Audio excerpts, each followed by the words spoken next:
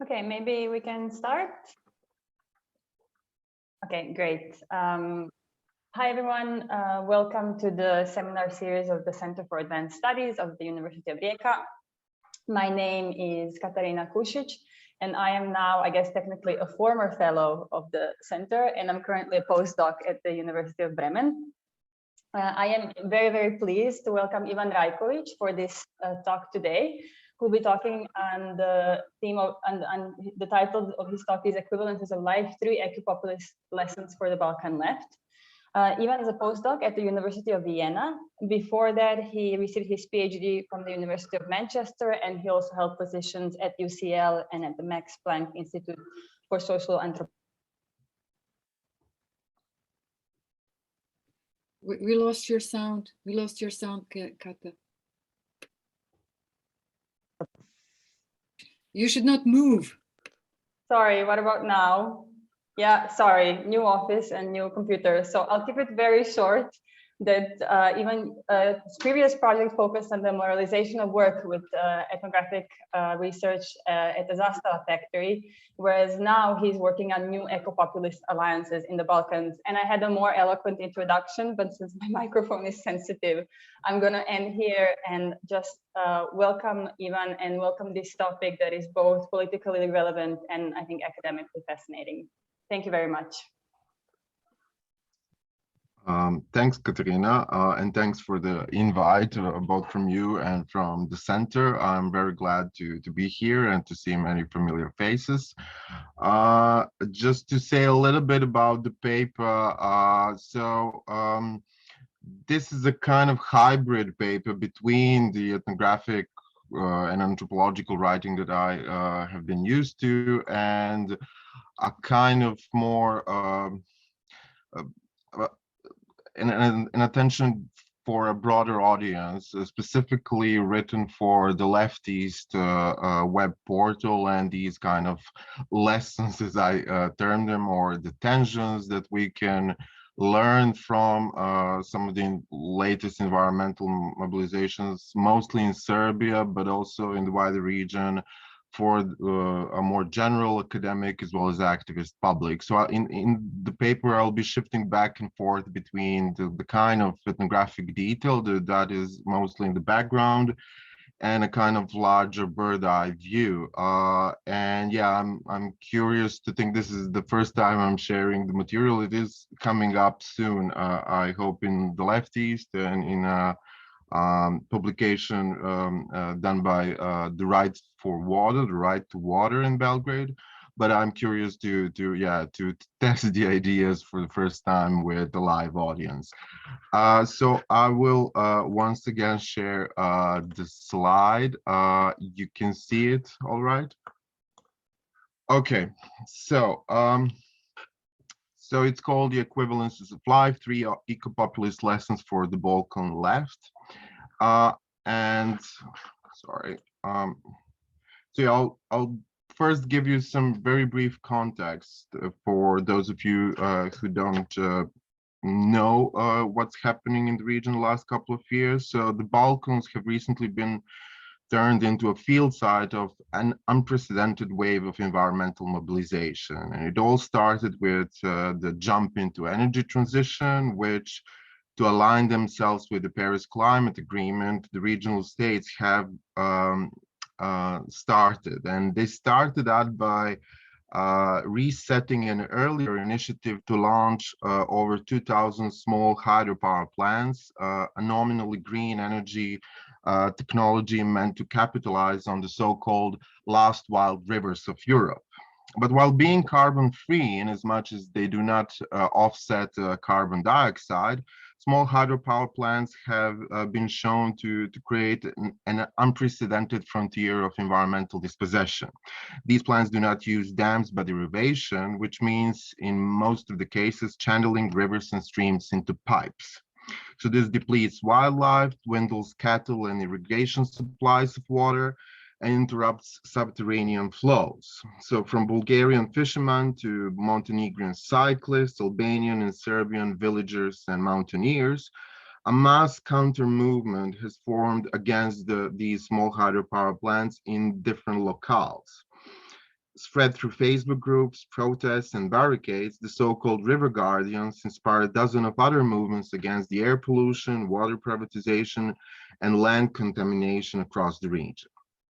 Now, in Serbia, such developments culminated in protests against the lithium extraction in the last 2 years, in a project worth over $2 billion, namely, the Anglo-Australian giant Rio Tinto has planned the extraction of lithium in Western Serbia, and it announced that Serbia holds some 10% of the world's deposits of this element that is, of course, essential for the transition to electric cars. That is one of the key ingredients of the lithium batteries, of course.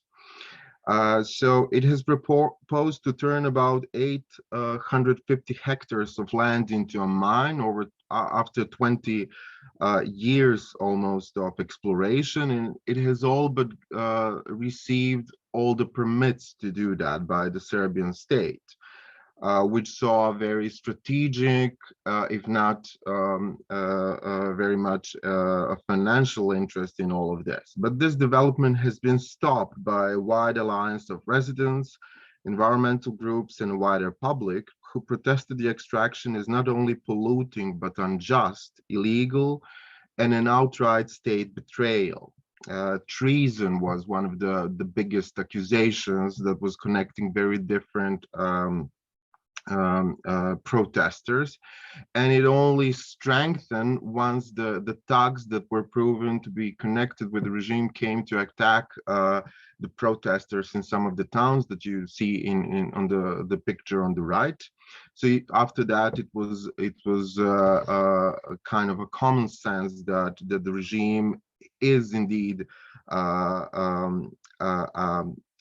a treacherous one, because it is attacking its own people fighting the land. That was the common understanding. So faced with accusations of this treason, and after many barricades of local roads and highways, the ruling party has finally and tentatively, for now, before the elections, stopped suppressing the protest and officially canceled the project.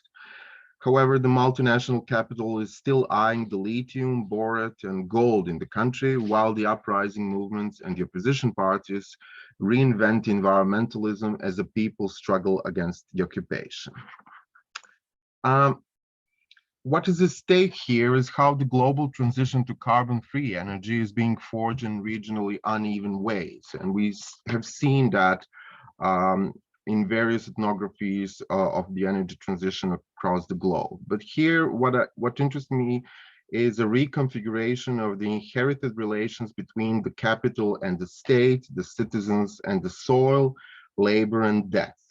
At the moment, the situation very much resembles how Rosa Luxemburg saw a revolution, a medley of spontaneous actions from below and organized framings from above, with many actors competing to intercept the processes that, in their speed and scale, outdo anyone's capacity to fully think them through. And as environmental mobilization is becoming a new reservoir of political imagination in the Balkans, both nation and class, I argue, are getting new meanings. And the result is repositioning of all involved, including the left, who, I argue, cannot claim to know the terrain of these struggles beforehand. So this paper zooms in on the struggles over land and rivers in Serbia to reflect on three wider tensions at the heart of the Balkan ecopolitics and three ecopopulist lessons for the regional left.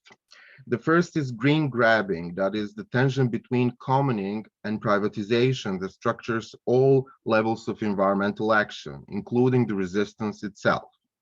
The left is weak when it speaks about the dispossession only. To turn energy transition into a material force, I argue it must articulate all forms of emerging class gains.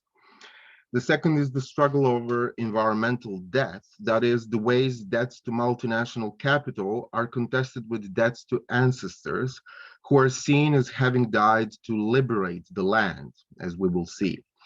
The left is alienated when it speaks in the name of descendants only, to connect itself with the traditions of the oppressed, it must acknowledge all forms of generational sacrifice to which it itself owes life in the first place. And the third is the national moral economy, that is a populist bargain between the rulers and the ruled, which, however, might conceal another key social antagonism at play here, which is that between the landed and the landless.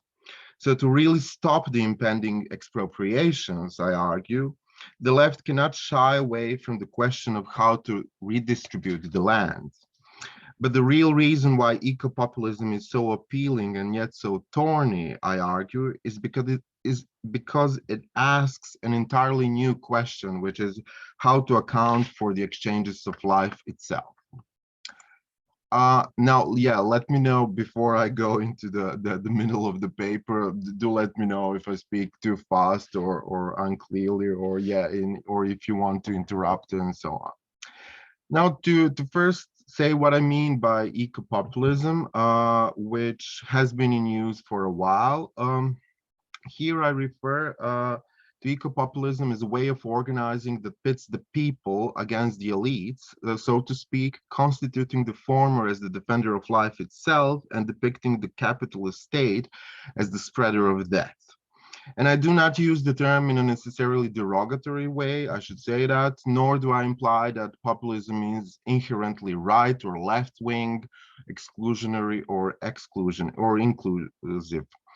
So I speak of ecopopulism to describe the ways environmental causes get popularized in the region, but also across the globe, with ecology becoming a medium for competing affects and demands. For while the Balkan eco-rebels often say that the nature is about politics, what that exactly means is subject to constant inner contention. And this in turn begs the question, how does environmental dispossession translate into political identity? Now, on the one hand, we might find theories of populist equivalences quite helpful here.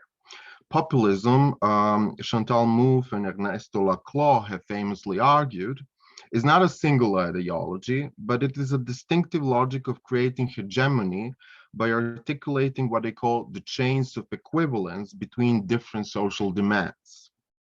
As demos is in an agonistic plurality, they argue, it can only be expressed through various groups' mutually equivalent positions to a common enemy and hence to one another, rather than through one shared signifier. And in such a way, it can indeed be said that environmental metaphors here act as what they call floating or empty signifiers, that is, concepts that are broad enough to connect different voices into a common platform. So when an angry protest speaker claims this country is a diamond, for example, or when another compares the crowd to scapegoats and migrating swallows, they borrow the themes from environmental imagination to name the lines of dispossession that the crowd shares beyond the entrenched fault lines. So rather than starting from one class, locale, or identity, the participants must always anew articulate what binds them together. And yet, life is not just the stuff of science, and the drives for environmental uprisings are not so random. As Susanna Narodsky suggests, populism is always a reaction to capitalism's double binds. Sometimes popular movements push for a just world for all, and sometimes they close ranks. But in all cases, she argues, they're products of an outrage of reasonable people inasmuch of their leaders' articulation. So here I want to follow Narodsky in focusing on, quote, the substantive rather than the formal motivations that push various agents to action when confronted in a struggle for resources that they value differently, end of quote. And what really drove these diverse protesters together, I argue, is their persuasion that they defend a vital substance that they depend on. So here, and somewhat contra Laclau and Mouffe, the environment is seen as a hyper subject, that is a common signifier that is somewhat pre-given to the act of gathering. Now, for a Marxist, even for a post-Marxist like Laclau, such idea of higher goods can indeed be a hard cookie to swallow. Isn't this just a fetishization of nature, obscuring human productivity on the ground? At its most radical, I argue, ecopopulism seeks to trump circulation of capital with circulation of life. Capital's ability to ever procreate itself through surplus value is here contested with life's own desire to expand. Thus, cattle searching for water, rivers flowing from one generation to another, ancestors passing the land on to the descendants still to come. Reproductive metaphors are therefore not simple nationalism here. They point to the imagination of deeper life transmissions that sustain those of man and those of capital as well. As such, ecopopulism is a dream of going both beyond the money as a universal means of exchange and beyond the populist Laclau style empty signifiers.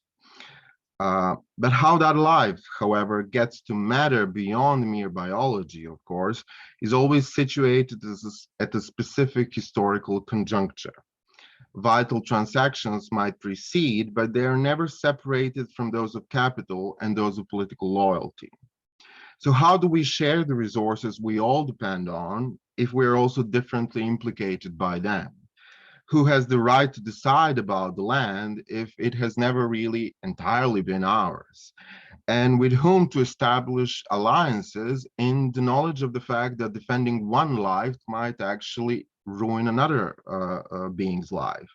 So here I explore three such questions that Balkan ecopopulism poses. Now, the first question is, what do we share and what do we actually not share? And this is all about what people are calling zeleno temačina, or the great green grab. Namely, that all sides speak in the name of environment, say a big multinational company lauding the green transition, including the state, and the transition to electric cars, as well as the residents who are claims and so on. That fact that all sides speak in the name of environment tells us that what Latour calls climatic regime is present here. Namely, all politics is now environmental politics. The question is, which sides emerge in the green transition's midst? For some, ecology promises a liberation movement. For others, it delivers a continuation of capital in new ways. So the first thing a leftist critique can do, of course, is to focus on class asymmetries behind the truism, we all drink the same water, we all breathe the same air. Now consider Rio Tinto itself, a company with a century and a half of mining history for whom this could be the first lithium gig. That a firm deeply embroiled in colonial and often violent extractivist history is now interested in decarbonization is another example of green capitalism, an attempt to solve the climate crisis with the same means that caused it. And Ivan Rajković did an interesting piece recently on Berliner Gazette, where he's arguing that this is a kind of green imperialism that we are speaking about. More on that later. And yet, the environmentalism of the rich, to borrow the phrase from Martinez Allier, the environmentalism of the rich does not stop at the nation's borders.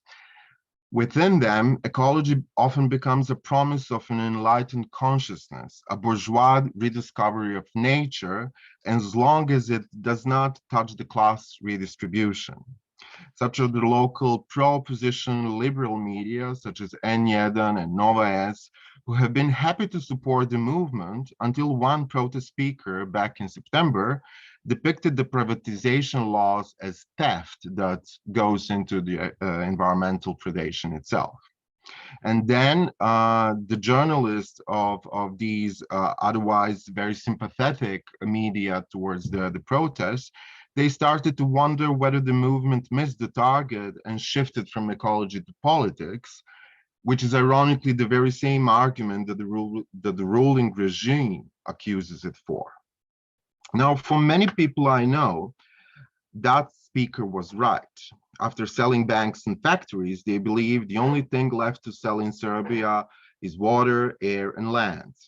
Privatization of the society is our biggest problem, one villager told me as we manned the barricade on a river bridge in Toplido in 2019. And Toplido is one of the villages in Stara Planina in the old or Balkan mountains, which has been the center of rebellion a couple of years ago. Having quitted his job in a town factory because the new private owner stopped paying, this 60-something shepherd was one of the many dispossessed standing behind the rebellion. He voted for the President Vučić, but opposed the corrupted clique that he believed surrounded the president. He volunteered in the Serbian army, but dreamt of a Balkan federation with the fellow nations of Romania and Greece, he said. And he rose against the investor who wanted to enclose the river his cattle drank from, and yet cherished the idea of redistributing the water surplus from the village to the water-starved region of Vojvodina, if that could be possible. So in other words, this man was no straightforward nationalist, nor simply a possessive claim. Opposing what he saw a privatization of everything, he thought that the water should be shared. And indeed, struggles against the small hydropower plants in the region have mobilized so passionately because they posited rivers as flowing commons, that is, something that cannot be possessed, but only saved and passed on.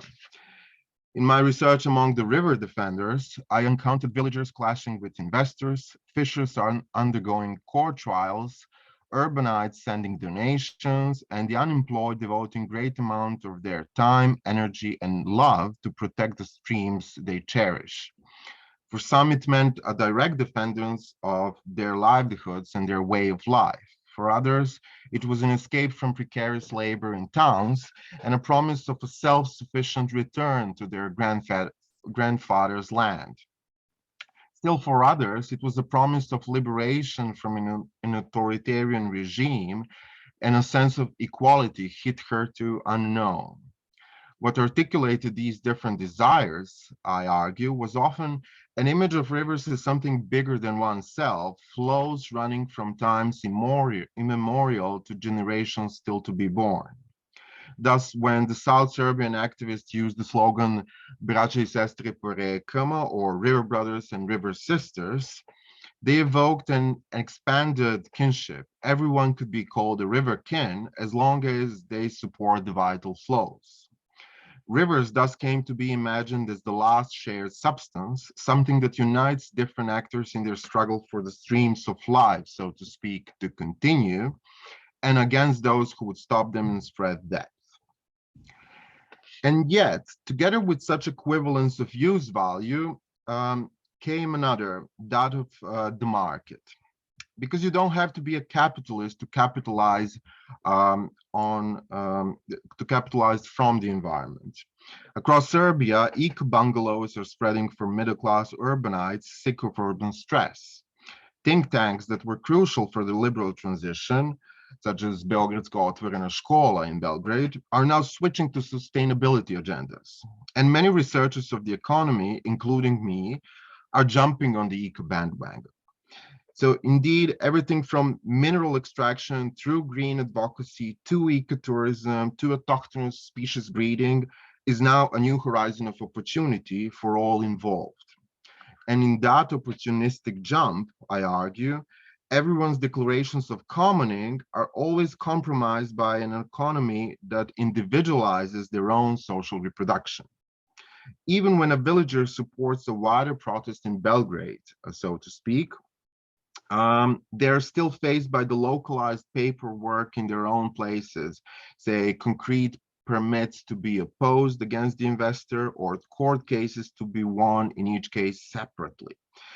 And even when one acts as a green left activist for environmental justice on the state level, their attempts of collaboration with others are constantly appended by demands for individual representation, such as media search for charismatic leaders, the funders' preference for experts, or Facebook echo chambers. So, put differently, the political economy of ecological movements demands that they stay atomized despite their attempts of collectivization. which is one of the reasons the local eco scene never united in one single organization. Dozens of groups are at constant ambivalence with one another, collaborating at one point and falling off at another point, residents of one village being in conflict with their neighbors. So when we abandon the idealist obsession with unity, we realize that the fight is generative not despite, but precisely because an abstract commoning is not an option. For whereas we are all plagued by the so-called green grabbing, this strikes differently one who works in an air purified office and one who works at the petrol station, one who defends their immediate environment and those doing it as a vocation, the citizens of the Northwest and those in the Southeast of the country, the landed and the landless. And if something more than bias connects these different groups, it is still to be articulated. Put differently, we're at once amidst new commonings and new privatizations, and every actor is in a big rediscovery of who they are to each other and what they do and do not share. So just to shorten this, I have more to say about this first question, but want to go further. But I want to say that this eco-opportunism that structures really all levels shouldn't be something that is put under the carpet, but actually talked about and used to actually see what kind of alliances we are creating. Because again, even when we are saying that we are fighting in the name of environmental commons as a way of reproducing the society in general, that focus on reproduction shouldn't be detached from the concrete and very individualized circumstances of that reproduction that goes on in very much capitalist economy. But I can say more about this later and about these impacts for labor and the bargains with the labor that this implies. This is the picture of the president who came to the place where lithium was supposed to be extracted,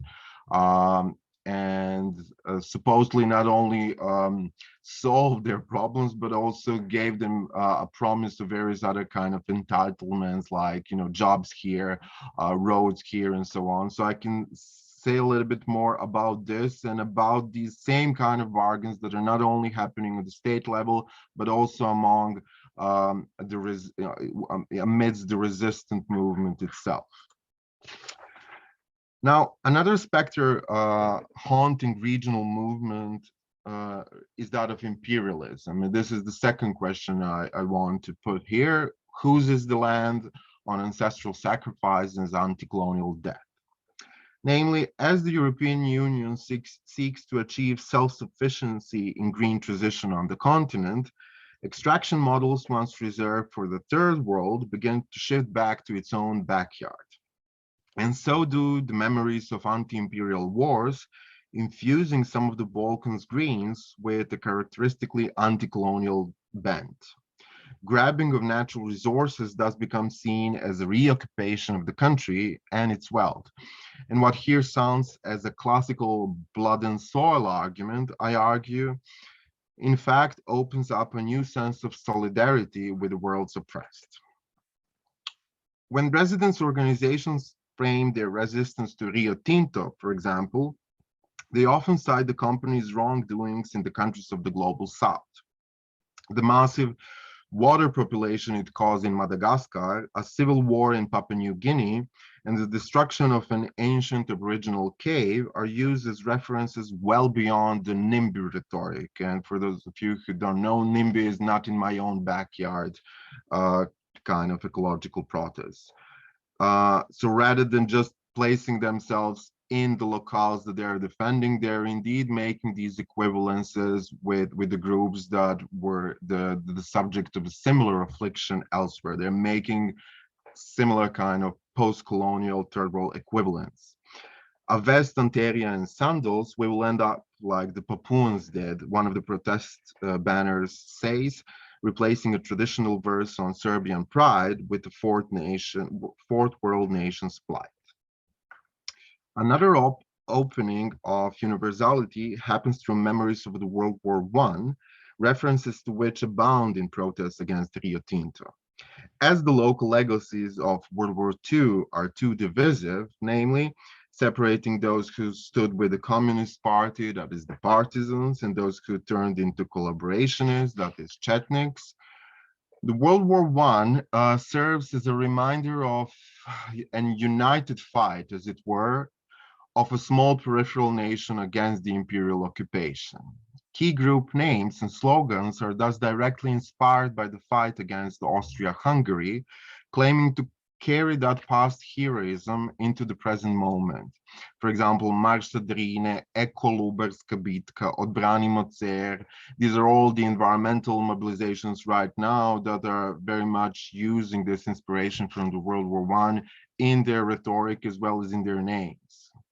And that the Rio Tinto excavation points overlap with locations of the key local battles in the World War I only naturalizes this parallel further. One of the groups, for example, speaks about the remaining bones of both Serbian and Austrian soldiers in the Cer mountain, which the extraction of lithium is threatening to displace. Now, this brings us to the domain of sacrifice, a main figure through which Balkan anti-imperialisms mobilize. Namely, if the rivers have served as a symbol of life cycles that cannot be commodified but only passed on, the soil is defended as something that has been liberated through great loss of lives in the past and is hence inalienable. Our blood is not for sale, Krv naša nije roba, says a popular song sang in the movement, while one drawing here shows past heroes as battling for the land on which in the present greenery abounds. By evoking war sacrifices, environmentalism sometimes shifts into an ideology of liberation. Land is here understood as not ours alone to possess and sell. It belongs to those who gave their lives for its freedom, and thus no living person has a right to alienate it. Now, while such rhetoric estranges some of the local leftists, it is an important alternative to the ways environmental death is being framed. For it is death that sets the green capital into motion. The revenues Serbian leadership saw in lithium, or the $1 billion indemnity fee that it is now speculated Serbia might have to pay back to Rio Tinto in the name of future profits that are endangered. On a global level, Fridays for the Future and the Extinction Rebellion tried to counter such debt to capital with debt to earth, citing our obligations to other species and the coming generations instead. As Andrea Mulebach puts it for the water privatizations in Italy and Germany, the life in debt that financialization creates is often countered in these protest movements by saying that we actually owe a much bigger debt to life itself, and water is the key symbolism for that life, the debt to life that we owe, that we all owe our existence to. However, such declarations of debt to life, I find, are never about nature in the abstract. Rather, they're always textured with much more concrete use to specific predecessors remembered in particular struggles for liberation. In the Balkan eco riots, patrimonies are real, peopled with children to be born, inasmuch as with ancestors who have died for the land. As pre-modern gifts studied by Marcel Mauss, the death of life comes as haunted by the concrete ghosts of those who sacrificed their lives and who can now be seen as the real owners of the environmental commons. Thus, where states cite their debt to green capital, and where green capital itself acts in the name of the future generations, such as, for example, when Volkswagen is quoting Greta Thunberg to say, yes, indeed, we need to go to green cars now when we stay with the kids and the future generations. So instead of that, the eco-rebels cite their debts to past relatives, a grandfather who died starving, or a mother who, lying at her deathbed, wanted to take one more swim in a local stream. This means that there is no straightforward way to abstract the environment into one planetary good or easily demarcate the nationalist from the anti-nationalist, particularist from the universalist, the right from the left wing. Instead, we witness myriad forms of commons, all embedded in particular transgenerational struggles, which can be put into equivalence with one another, but never entirely removed from the land that they grew upon. Now, if the left wants to grasp such patrimonial sentiments, it must reckon with all generational sacrifices to which it itself owes life in the first place. In socialist Yugoslavia, it was the partisan sacrifice that was seen as the constitutive gift of freedom. And I just need to turn the charging of my laptop. So in socialist Yugoslavia, it was the partisan sacrifice that was seen as the constitutive gift of freedom. The people of the Federation, the official ideology rightly claimed, were forever indebted to the revolutionary heroes who died for them in World War II. Once the post-socialist ruling elites took over, they erased this socialist memory culture, which is why the regional left is so keen to continue with it. But the reason why singing I Carmela did not energize so much as did a World War I war march at the recent process, I argue, is not solely thanks to this anti-communist revisionism.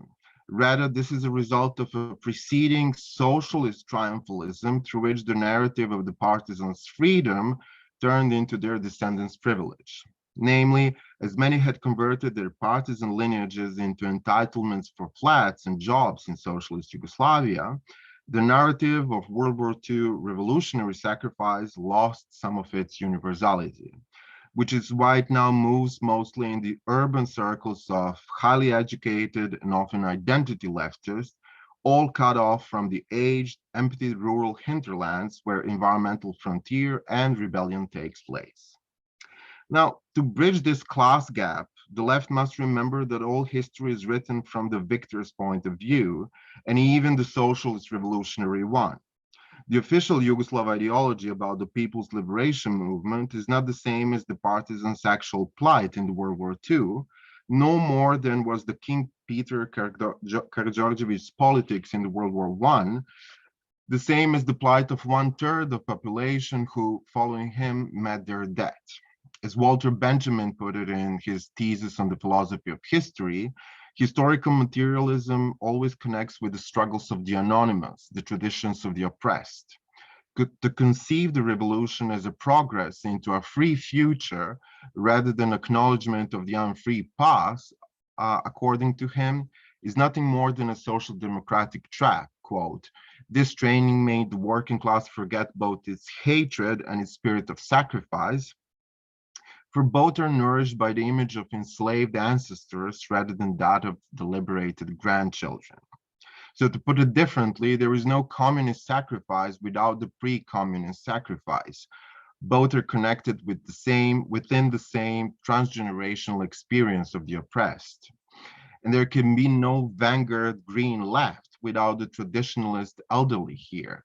Both are made kin by remembering the same historical process that made them rise and perish. And hence we go to the third question here, but I just want to ask, how are we with time? Do I have, say, 10, 15 minutes more, or should I cut down, or what is the situation? I think you can continue. Okay. Yeah. Is the speed okay? Do I speak too fast, or? For me, it's okay. If anyone needs to slow down, maybe they can. Okay. Yeah, let me know. So the third question is, whose is the state? And I frame it as national moral economy at the populist watershed. Namely, the question is, where does this all leave the regional states at? Serbian eco-rebels have been clear that their prime point of contention is not Rio Tinto itself or the investors in the hydropower plants, but the politicians aiding to their favor. In speculations about the secret contracts between the state leadership and the company, The ruling party came to be portrayed as the chief traitor, as I said. And in this logic, capital might wish to buy whatever it likes, but at the very least, the nation state is expected not to turn its own citizens' livelihoods into commodities. As one man from a village of Krivelj in eastern Serbia said to a journalist, and his village is said to be displaced because of a mine that the Chinese company is building there. Quote, I'm not angry at the Chinese who bought us. They have money, so they are buying. I'm rather angry at the man who sold me. End of quote. Now, of course, the capitalist states put their citizens' lives on sale all the time, but the land still occupies a central place in the national moral economy. Following E.P. Thompson, here I understand moral economy is a set of unwritten obligations that bind the dominant and the dominated, which keeps a certain social system in place.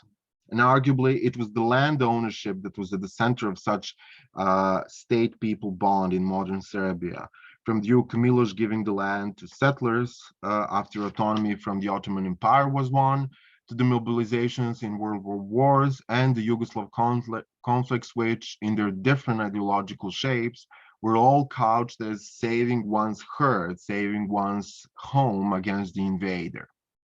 The people have thus been constructed as willing to obey the rulers in the fight for the country in exchange for a livelihood that is supposedly guaranteed to them by possessing the land. So to do otherwise is to betray this tacit deal between the rules and the ruled, and hence make the state representatives illegitimate.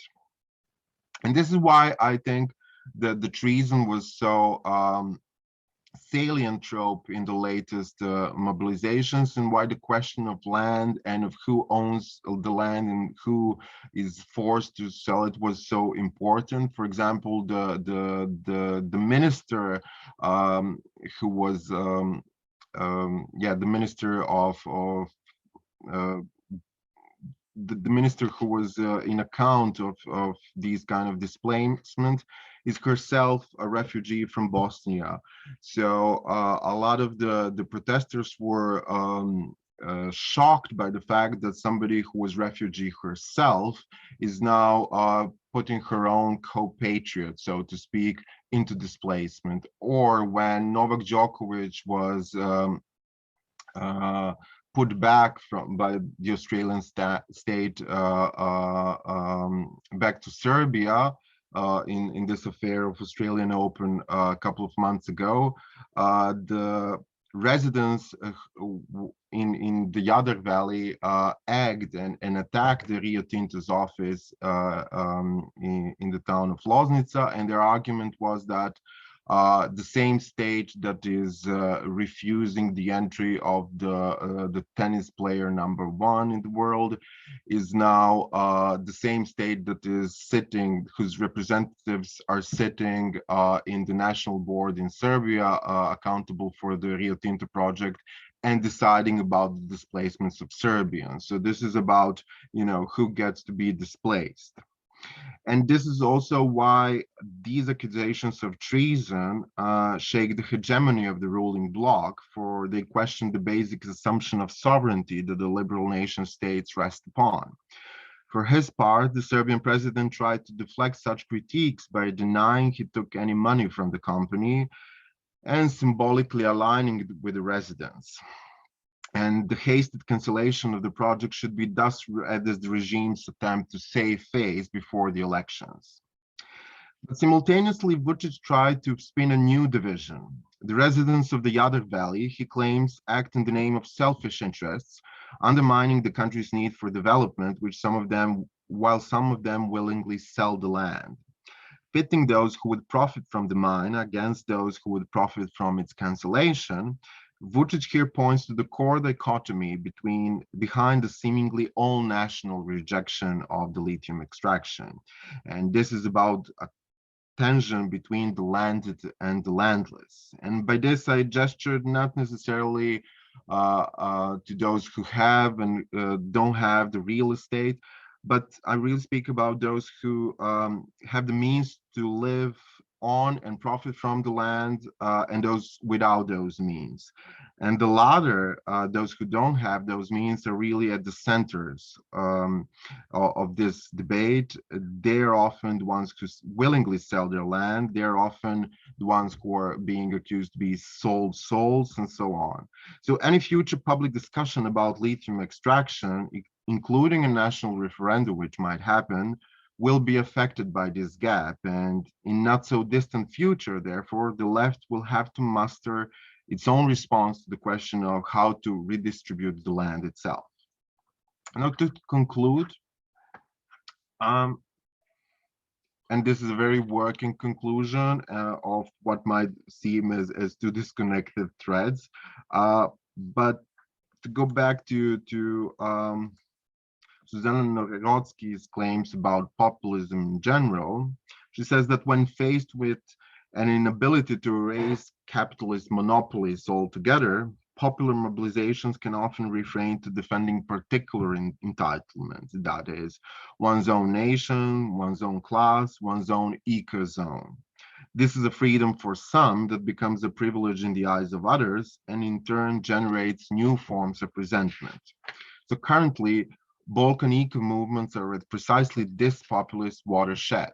On the one side of it, we see the attempts to restore past privileges. On the other, we witness demands for expansive community making. On the one side, we see national opposition against foreign capital, and on the other, a much more open fraternity of the oppressed. So for the Green left, I think it is crucial to recognize that it is the same people that stand on both sides now, for the alliances are still in the making. Now, the ruling party in Serbia uses this ambiguity to put one section of the resistance against the other one. 3 years ago, the President Vučić blamed the river guardians for the increasing pollution of cities, which another group, Ekostraža, mobilizes against. His argument was that, okay, you didn't want the small hydropower plants, that is why we still have thermal plants, and that is why we have the air pollution, so choose. So in a response, the river guardian, Aleksandar Panić, declared that the president wants to set water against air. And similarly, a suggestion to displace Rio Tinto's tailing pond, which would be the most polluting part of the project, from West Serbia to East Serbia, was met by the stark opposition by the residents of the Western Serbia themselves, who said, as Marija Alimpić from Zaštitimo Jadar and Rajevin organization, the livelihoods of Jadar Valley cannot be saved by destroying someone else's.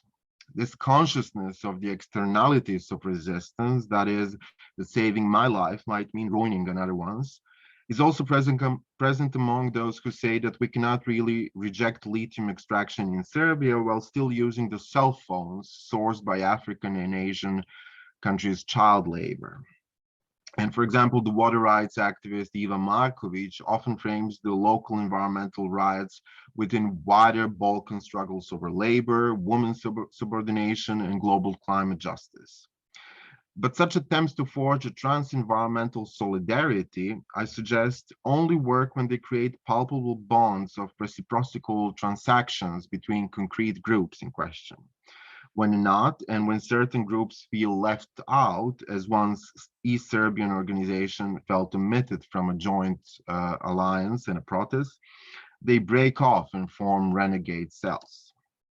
So to conclude, as Earth is no abstract place, and this is really the last paragraph, as Earth is no abstract place, any claim of abstract universality through nature necessarily falls.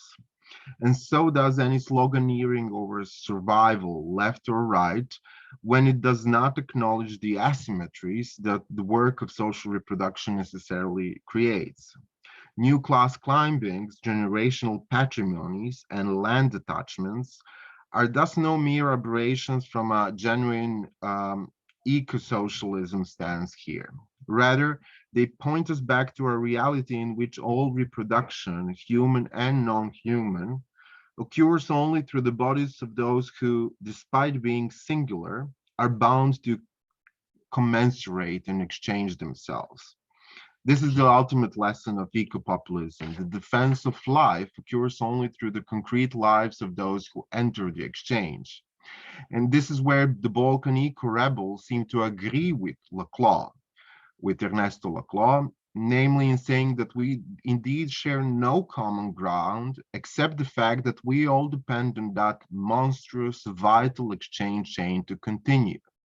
But where they part ways with both him and the Marxists proper is in treatment of an eco-populist head. For what seems as a vanguard leadership in the present is only a distant bud of a much longer stem. So in the future, the green left can either fully exchange itself with those it represents, they argue, or else it will be swallowed by the abstraction that both green capitalism and green nationalism are bound to make. I hope that was useful, and yeah, I'm looking forward to your questions, and sorry for taking a little bit longer if it did. Thanks.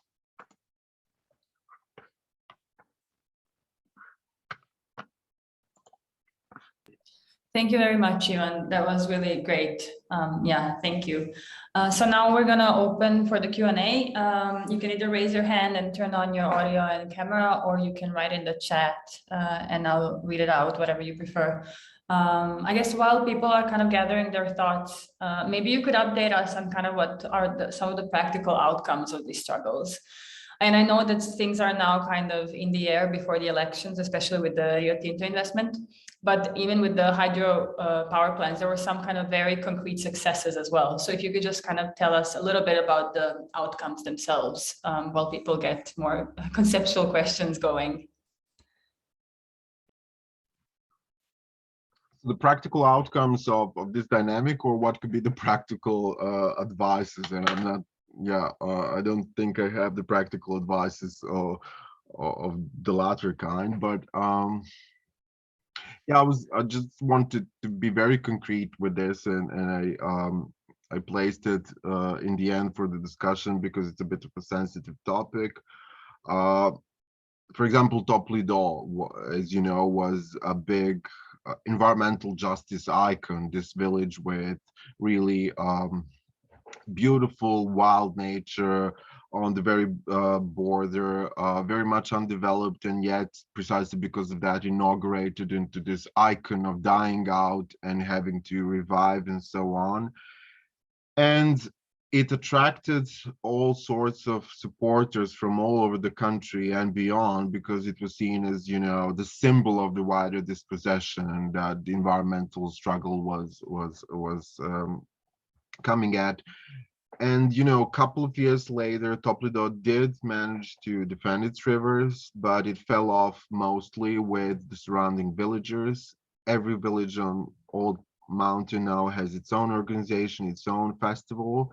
And not only that, but, you know, the very same people, or the people who, the middle-aged people from towns who got to articulate the fight, and not necessarily the fight, but the outcome and the revival of the village, are now very much flirting with the kind of privatization, nationalism, but very much privatization agenda. You know, in the very same village that man was telling me privatization is our biggest societal problem.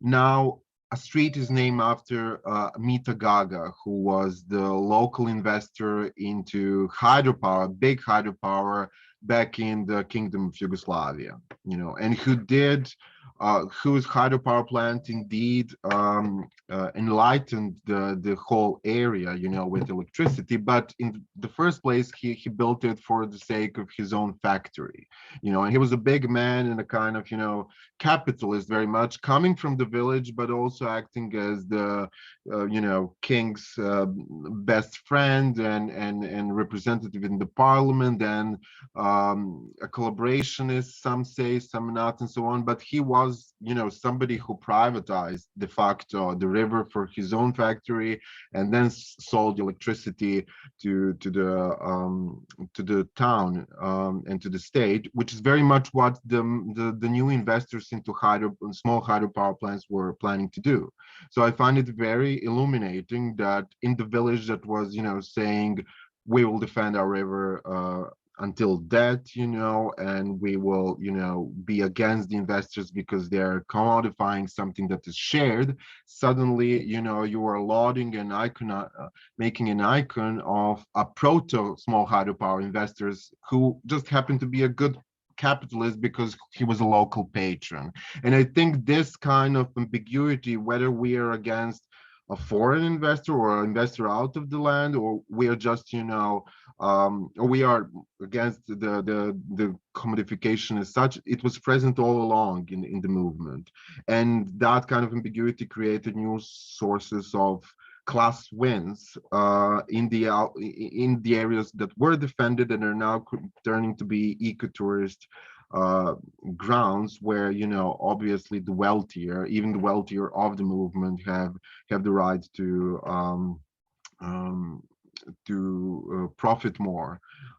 So I don't have any practical suggestions, but I think we should be very, very careful and spell out these kinds of uneven class wins. It doesn't mean, these are the bad guys and these are the good guys. It means that this, what seemed to be a kind of all national, all societal fight against social reproduction as such, was always fragmented by, the fact that we need to reproduce ourselves through our own class positions, and for some it means to create a motel in a defended village, and for some it means, to get some money by selling your land, So I think that kind of, who profits, and it's not only that the investors who profit, that needs to be placed within the debate all the time in order for us to think, okay, what do we share? Because we certainly do not share anything for granted beforehand.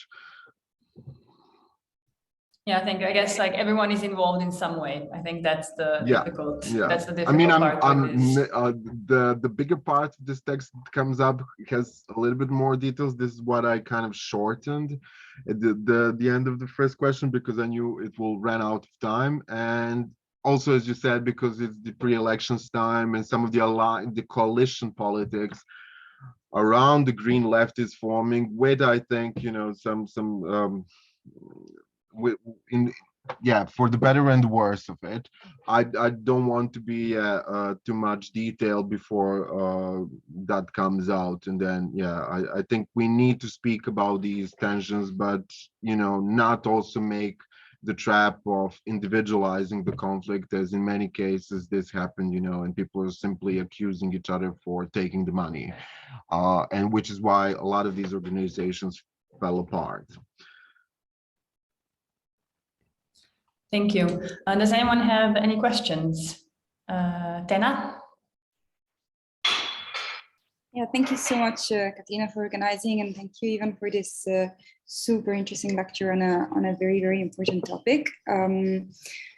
So, I mean, I think that, one of the very many interesting insights that you've given us is that people really recognize this issue of the pollution and perhaps of foreign investors coming and polluting as more the blame of the government rather than of any investors. I think that is also something that resonates with, some of the research I've done, like Chinese investments and many other people have. And I think this also speaks of the big potential this topic, so sort of, of environmental activism has for creating an alternative, also, political sort of traction, which you also speak about.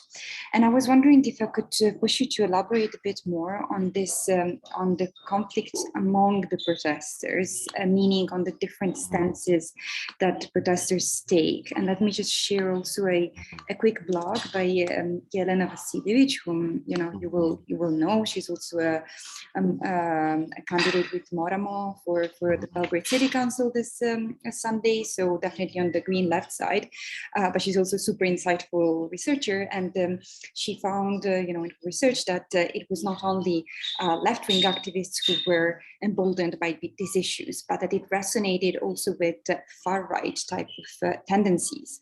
And I was reflecting now while you were speaking that we have another fellow at the center, Roswita, who did a very interesting, did some interesting research on the reaction to the earthquake in Croatia and how it mobilized also, all these, sort of macho kind of discourse of, oh, let's go and let's save the, the motherland, basically. Yeah.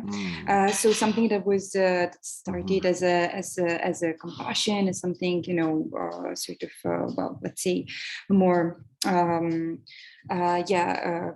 inclusive type of sentiment that then also took some overtones that were kind of, even nationalistic, even sort of machoist, etc., etc. So I think, this conflict is present also in the environmental. I mean, not only I, but other people too have noted that. And I also do think that it exposes another fault line more widely in the left-wing thought on the Balkans specifically, but also in other topics. So I would like, to raise this thorny issue and to ask you to expand on that, because very often, unfortunately, left-wing intellectuals also in the West, when approaching the Balkans, have been, in my view, very kind of, right on the sort of economic side of things. But in terms of values, they have been extremely problematic. So we have, in the 1990s and the 2000s, we have people from London, from the establishment, and also other places who have basically, I can say it quite clearly, engaged in instances of genocide denial and in other problematic stances such as these ones. And I find this really like a very, very important issue for left-wing thinkers reflecting on the Balkans to tackle head on, and to sort of so this is just like sort of the wider topic that I'm raising, but in terms of specifically this issue on environmental activism in Serbia, like how do you think this this tension, also considering that it's not only grassroots far-right movements, but also that these green movements are being co-opted by the regime, of course, creating their own green parties. So how do you think there can be sort of a, an attempt to overcome this tension? And in which way do you think, that sort of, left-wing movements can, in Serbia and more widely, can make a step forward also in this value-based direction that takes a clearer stance that, that these instances and these tendencies are not accepted? Yeah, I understand. Thanks for that question. And yeah, of course, it's the head-on difficulty whenever you think that you should go down the populist way rather than against it and so on. Is why Laclau move that I don't necessarily agree with entirely, as I said in this paper, are thinking differently about nationalism as well and so on. Several questions. First of all, I think we should not box out or box in anybody as just right or just left wing and so on. I don't think that this kind of name dropping does the actual work of both the analysis and the commoning that is happening and that needs to happen. What I see in the movement is that often people who are seen as the right wingers are far more less xenophobic than those who come and say they're leftist and who articulate it for them. This is not to say I support the nationalists or the right wingers, but for example, Marija Alimpić is sometimes seen as a kind of right-wing, pro-nationalist, environmentalist, justice fighter.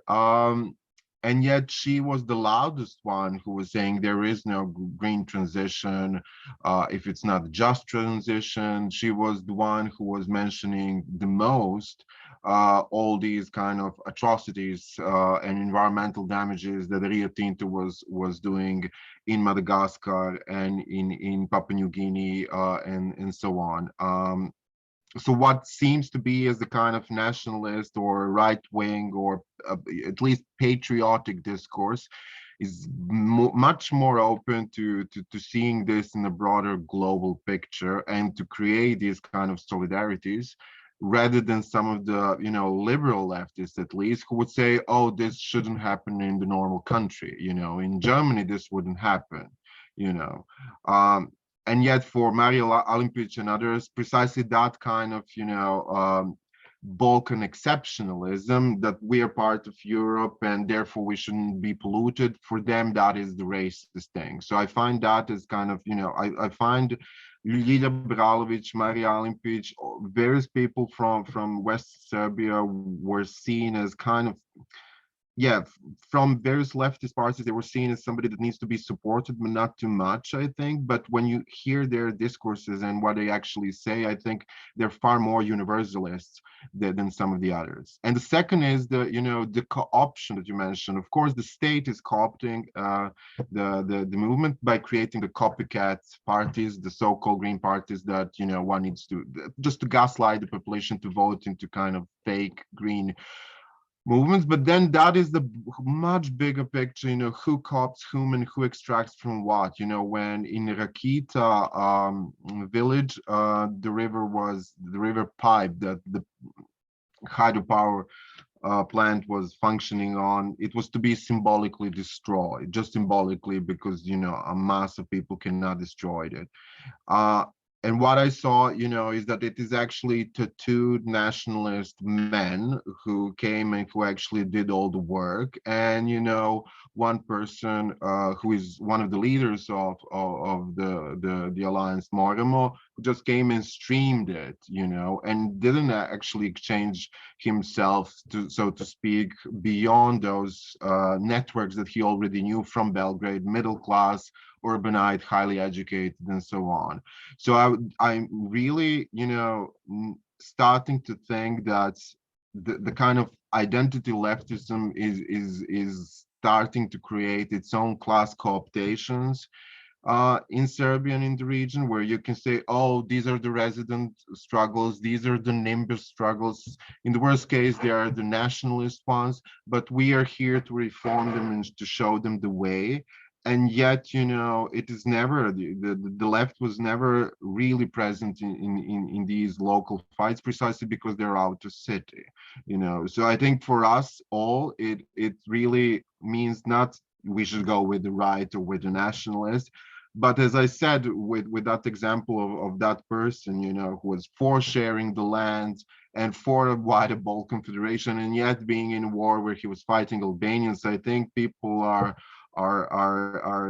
positioning themselves much more subtle, in much more subtle ways, and there is commodification and some kind of patriotic sentiments that can be worked out in a much more grassroots way, rather than from a bird eye point of view saying, oh, this is left, this is right, this is inclusionary, this is exclusionary, so let's just give them the platform for saying something, and yet co-opt them and articulate them their own way. So this is my response. Sorry, it wasn't coate or coherent in any way, but I think there is a worry that there is a mixture of the left and the liberal scene trying to co-opt some of the movements who, in the lack of other forms of political representation, are turning to right, but it's not necessarily the kind of eco-nationalist, eco-fascist light. I really don't see that, except on very, very small pockets, and there also, such as Leviathan in the cities. I don't see that kind of eco-fascist threat in these small residential groups fighting against the hydropowers and lithium. But that doesn't mean that they cannot emerge. And sorry if that was inchoate, but this was the inspiration for writing this, because I really don't think that I think that the people who are being moralist about it all are those who are the furthest from the actual struggles. And I think there is extraction and cooptation done by, both the activists on various levels and also us who write about it, and I don't think that is the kind of universal stance that will lead us anywhere. I think that's the privatization in the very representation and in writing, that some people get to be the ones who say what's good and what's right, while the others are those who are actually dealing with the costs of it all, with the cost of activism. Yeah, thank you so much. No, that's very interesting. There will be a lot more to discuss, but I'll leave it to another occasion. Thank you. Thank Thank you. And just to come in, I think it's a shame that we had Balsha Lubarda with us until recently. He texted me that he had to go, who does write far-right ecologism. So I think he will email you at some point. He had to go early. Yeah, he sent me a message, who does precisely this. But I think in my work, like very, very little work that I did on land grabbing of agricultural land in Serbia, it's very much the same case.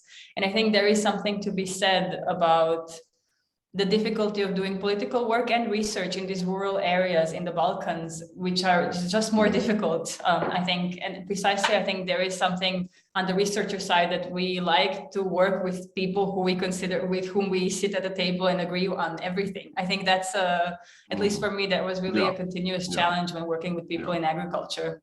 And kind of how to avoid this and how to take them as complex political subjects. I think you captured this really, really well. But yeah, I won't talk too much. Mirko, do you want to go next? Hi everyone. Hi. Thanks so much for organizing, and amazing presentation. Really, 100 questions, but 99 I will take maybe with you later. But maybe one that's actually relevant for the region, let's say, that comes to mind, and because it's our SCC regional space. Just wonder. So one is a comment. You used the word environmental debt, and for me, I just want to say actually, I'm technically, I think maybe it's. I understand what you mean, but it's not used like that actually, in literature in the movements, because it's actually touches on exactly what you said later. I mean, it's used, in the global sense that actually it tells about the ecological depth and climate depth. It tells about, the rich regions which have used more materials and emitted more CO2 historically, and then they should return this debt to the global south. So I think because it's such also a core term for climate movement and social justice movements, I think just a comment there that, maybe, in another space, it will be hard to understand what it means, but also it opens up exactly what you also brought up in your rendering of the term. So either, just, to conceptually render it more, localize it, or to maybe find another one. And you say, the ancestors, that and so. So I'm wondering actually, do you have any suggestions there? Because actually this is the work that's happening partially by the movements and partially here. But actually, I think, do you think that these kind of struggles are opening this, again, the question of the semi-periphery, actually where we are? Because, I'm just wondering, because what we have in most movements is that, the terminologies, as you explained, it's like occupation going on. And, the occupiers now are, everyone. So, it's Russia, it's China, it's the EU, it's the Gulf states. And that's the reality. There is all this foreign investment, and many of these are destructive and harmful, either labor-wise or for, environment, or both. But there is all these terms that all this mapping that you really did fantastically, between, then reconnecting the movements, either with the partisan, Second World War II or World War I, or even before, the Ustanci, the uprisings and the ecological uprising. But I'm wondering, just, I think that there is actually, there's a problem there, because actually material, it's not like that. So I think this is something that actually we have to talk about, that, our country and actually, is emitting more than its fair share since at least 2 decades of CO2. We are over consumption. And I was trying to figure out on the level of material consumption, I can't tell really. It's a bit more complicated, on the level of use of land, water per capita. But let's say that, even on per capita level, just CO2, we are we've been a bit on the edge, but now I think we are using more, definitely. And this is just the global show. This is not even Paris Agreement. This is not even what we should be doing. But it's just if you divide the whole world by capita, we are using more than average Serbia. Then again, of course, it's unevenly distributed, but we don't know how, because, of course, we know that CO2 emissions are correlated with income in most countries. And of course, that brings in the reality of urban elites and, and the countryside. And it is, I would say, definitely reasonable to say that, on Stara Planina, the people, the communities there, but also in Jadar Valley might be or probably are emitting less. But when I want to speak about this broader alliances, how do we deal with this? Because actually we do rely, super much on coal. And I'm not saying at all, these are all, I absolutely say that, especially the small hydropower is not the solution. So I'm not going, down the technocratic, eco-modernist. So I'm just saying that there is a reality in which I do think our region is over-consuming, and there is a historical legacy around this. So I'm wondering, how do we situate this analysis? Because I don't think, in relation to coming to this even bigger behemoths, coming and like greenwashing themselves, like Rio Tinto, it's going to become a green miner. That's one thing. And second, which is related, is it there? Do you see also as your work and also ours, maybe, or in general the movements, like that? Do we need to actually take a bit more care of actually not collapsing, economy and politics, because it's not identical. I mean, the actual, really working out a bit more attentively to the political economy, which you are doing as well, but to account actually more for the aspect which of both how the projects are presented, but also specifically how they're social engineered through, because they're not social engineered in the same way. What I mean by that is imposed, like to different means, like soft means, propaganda, advertisement, or more like policing, and so forth. So how the state does it and how the companies do it all impact what you describe super well, like all these, reactions to some extent, but also they actually steer responses, as you say, and also some and try to catch some of the creativity partially. But I just wonder, how do we deal with this, like analytically? The fact that, while being solidarious, and definitely, this is needed, it's kind of challenging and stopping most of these projects. How do we deal with the fact that, there are some issues that are even unresolved, even analytically, we don't know what is our fair share, actually, globally speaking, even regionally, maybe, in order to actually really account much more specifically for, these issues which arise, also what Tena said, because then we really have to work around, as I said, like, regionally. I mean, that means the work that cannot be ever, like, that's, I think, it cannot be done in a populistic mode, but has to really work, materialistically, kind of all the way down. Yeah, just an open question. I don't have an answer. I just want to, because it's all there, but I just didn't see it clearly somehow, emerging what you said. Yeah, thanks so much, Mirko. Many questions. I'll try to say some, though I don't have strict answers really. Obviously, I was using environmental debt here in a very different way to that kind of overconsumption, or who extracts from whom in terms of resources. I was using it as a way to gesture towards the literature on death in political and economic anthropology, and basically this way of, this open question of who owes to whom, do we owe it to nature in general? Do we owe it to the future generations and the future species, or do we owe it to the state or the multinational company that the state now owes to $1 billion maybe, or do we owe it to ancestors? And I think all these questions of who owes it to who are important first, because they legitimate the political hierarchy and asymmetry in a specific way. If you are being told, well, we already are indebted to Rio Tinto, we have to go on, this comes as a handy claim to say, well, it's not theirs in the first place, it's not even ours in the first place, it is to those who passed, and we can never alienate it.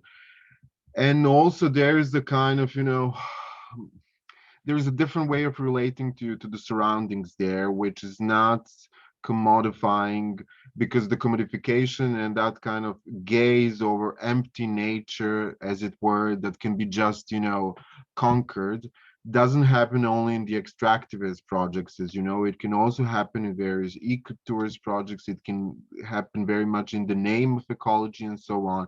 So I think there is a kind of embryo there for a treatment of resources in a way that is not simply, okay, we are the possessors, we can just sell them and so on, because it connects the life and the resources, and the human and inhuman reproduction are together. So I don't think this is so diverse from these environmental reproductive justice movements all across the globe. It's just that happenings very much World War I influenced kind of anti-imperial memory culture, and not without reason. As for the overconsumption issue, that is obviously the biggest elephant in the room, and many of them are not they're not discussing the climate problem at the planetary level altogether. That's true. Some of them are, and we are here speaking about very different levels of representation, you know, from those defending their own land and rivers to those really working in NGO sector and doing papers on this and representing the people out of Serbia as well. But I don't know what to say. I mean, first of all, I don't think it's necessarily our job to create these kind of techno solutions. So, okay, how to create the smaller consumption. I think there are many sentiments towards that in the movement by the lay people as well, you know. I think there is a big rift between those who would like to go back to pre-industrial times and those who see Germany's windmills as kind of the paradigm where to go. And yeah, I really don't know. I mean, I think still it is very important because we are speaking about new forms of asymmetry, new forms of power relations and privatizations that are happening in the name of greening the economy, you know, new forms of privatization. And I think people are very much starting to connect the two, you know, whether from their own small village or in some kind of alliance work, that is part of the way, you know, decentering this global planetary ethos where, you know, there is only one planet and we can only save it in this particular way, which doesn't open up a discussion of various other ways of who are going to be the savers, you know, and who are those paying for that transition. So of course you cannot always expect that these kind of issues should be solved by the people fighting for something much more immediate, but I don't think that they're unaware of those issues, you know. Thanks so much. Yeah, I have a follow-up question, but maybe days later time, so I'll leave it to Andreas. Thanks. Thank you. And yeah, I think because we started a bit late, we can go a bit later. I hope that's okay. Even if you need to go, like, please No, do say. Andrew, Gilbert, do you want to go next with your question? Sure, thank you. Lovely talk, Ivan. It's nice to kind of get this kind of second moment after the first piece in Left East came out, to see a little bit deeper what's going on. My question, I think, has to do with populism as a phenomenon, and I'm, you know, have done research on, you know, what are those moments when larger groups can coalesce, and I think, you know, from Lachlan and move to Arendt to Butler, part of what matters with a populist movement are its moments of articulation when literally people gather in physical space, right? That part of the power of the populist moment is the gathering together. And so I was curious, given that you have studied or done research on moments when masses come together, I mean, enormous numbers, but also then smaller gatherings. And so much of the talk today was taken up with the Rio Tinto example, which to my mind was more about a politics of prevention, right? So in other words, we want to stop something from happening in the first place. And so I'm curious to know what your research is telling you about the difference between a politics of prevention and its ability to draw together people into a populist articulation, and maybe what we might think of as a kind of a politics of like the aftermath, right? So like pollution has already taken place, or a river has been wrecked, or, you know, ecosystems have already been destroyed. It strikes me that those other moments are somehow, it's more difficult to call together a populist articulation than one that is attempting to prevent. And I wonder if you have any kind of thoughts about those distinctions in the kind of larger world that you're doing research in. Thanks, Andrew. And it's right. Yeah, you're right. And they often say, on the eco scene or on the left scene in Serbia that yeah, the people are very much agile and active to prevent something or to defend something rather than to articulate what they're for. And I think you go into the still third direction, what happens when something is, or when the damage has been done, and when, yeah, we do have this ruined landscape. And I saw from Damir Arsenijevic's work on the pollution in Bosnia that goes into that direction there.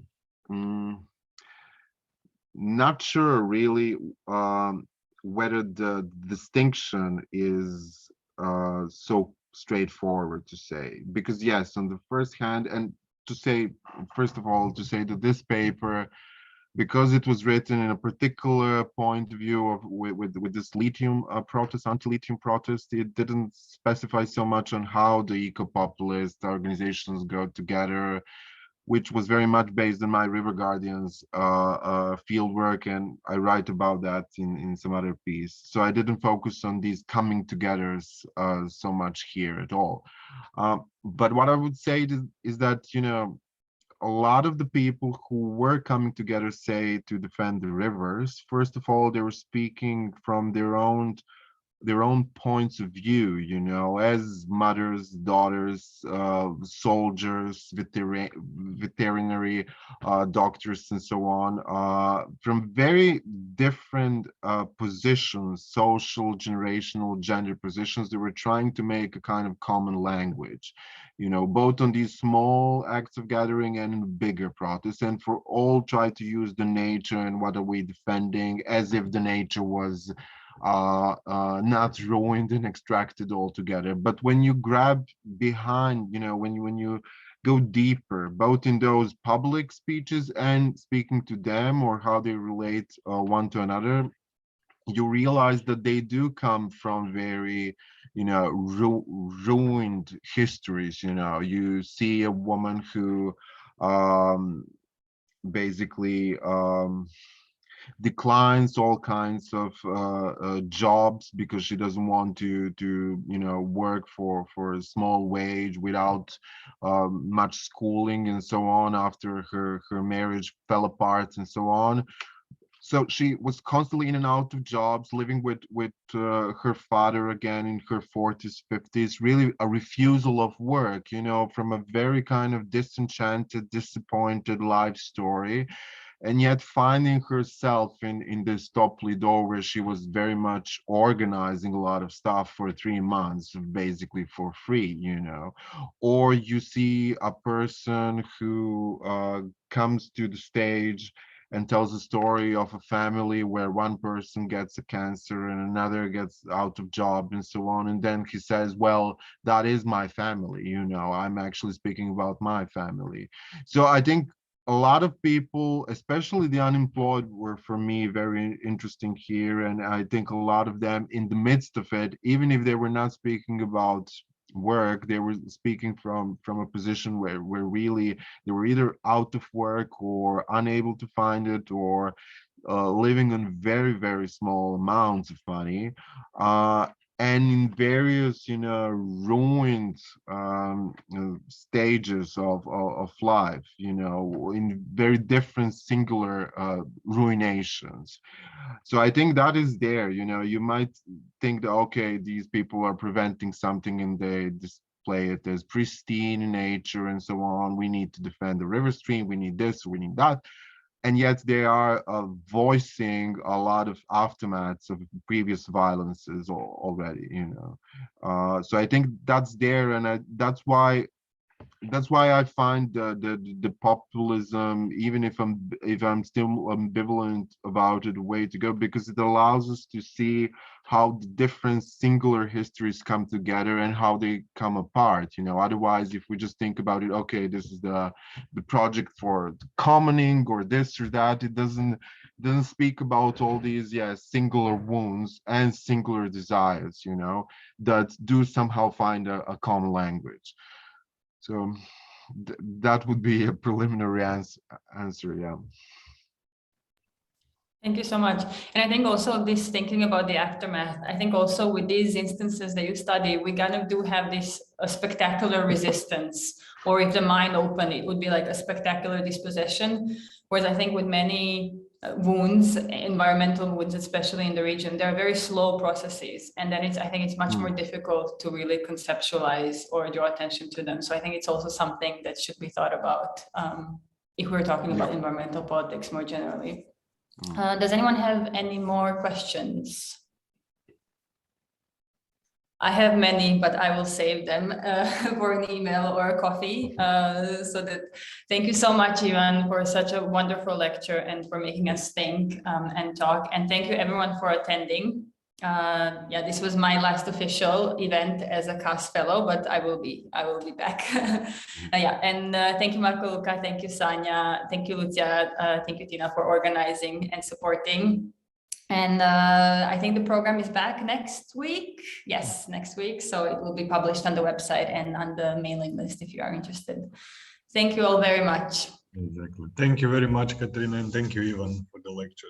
And thank you, Katerina, Marco, Sanya, everyone. Yeah, I hope you found something useful for you. And thank you for the discussion and the comments. They were quite useful for me.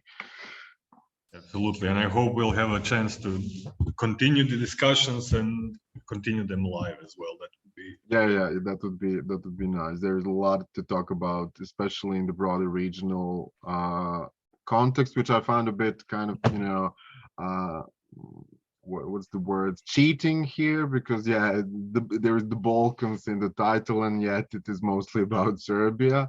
But yeah, I think there is a lot of different yet similar stuff going on in the region, and I think only a network of people focusing on different aspects can actually articulate, because it's much broader than all of us. Yeah. Exactly. Thanks. Thank you. Thank you, fellows from the now ending generation, and I hope to see you all again. And I'm sure I will. I'm sure there will be many chances to discuss things and work together again. Thank you very much for everything. And Hvala. Ciao. Ciao. Bye.